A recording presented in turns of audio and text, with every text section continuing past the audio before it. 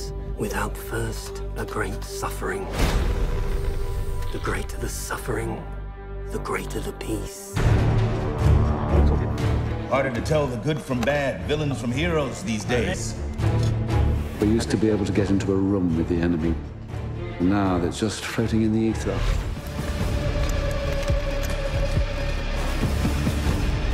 You have to start looking at the world in a new way.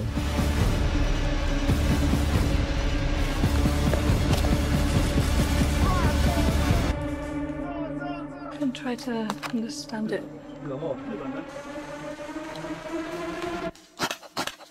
Feel it.